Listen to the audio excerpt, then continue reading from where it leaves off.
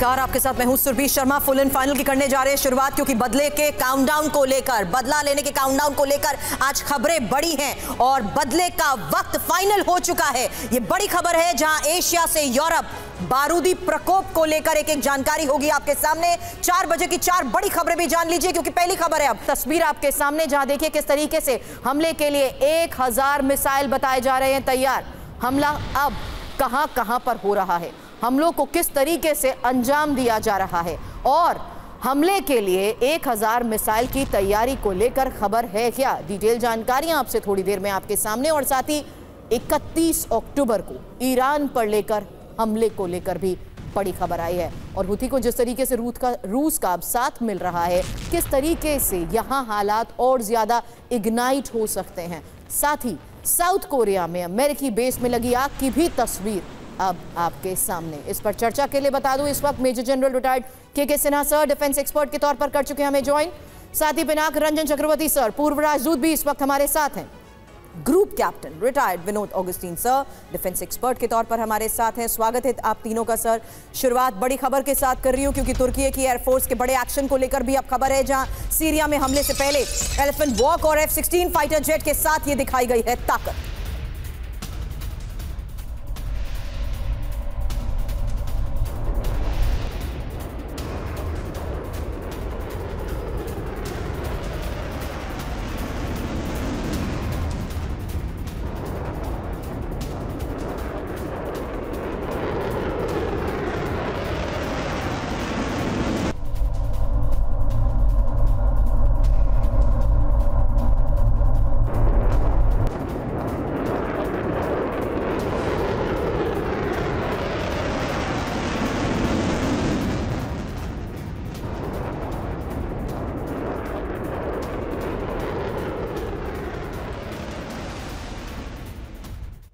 और सीरिया में तुर्की की जबरदस्त शेलिंग को लेकर भी खबर है, जहां सीरियन डेमोक्रेटिक फोर्स पर आर्टिलरी अटैक और बॉर्डर से सटे इलाकों पर गोलीबारी की ये तस्वीर देखिए।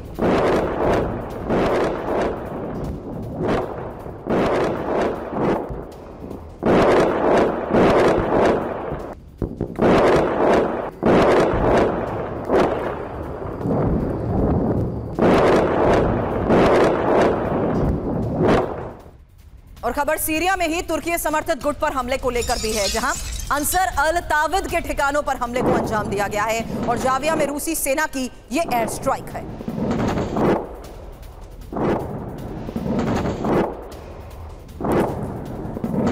बड़ी खबरें, जहां देखिए किस तरीके से तुर्की की एयरफोर्स के बड़े एक्शन को लेकर खबर आई है। सीरियन डेमोक्रेटिक फोर्स पर अटैक हुआ है और सीरिया में तुर्की समर्थित गुट पर हमले को लेकर जिस तरीके से दावे किए गए हैं, उसी के तहत बड़ा सवाल सिन्हा सर कि आखिर इस फ्रंट पर किस तरीके से, क्या यह मान लिया जाए कि इजरायल का एक और फ्रंट पर अब जंग का काउंटडाउन शुरू हो गया है?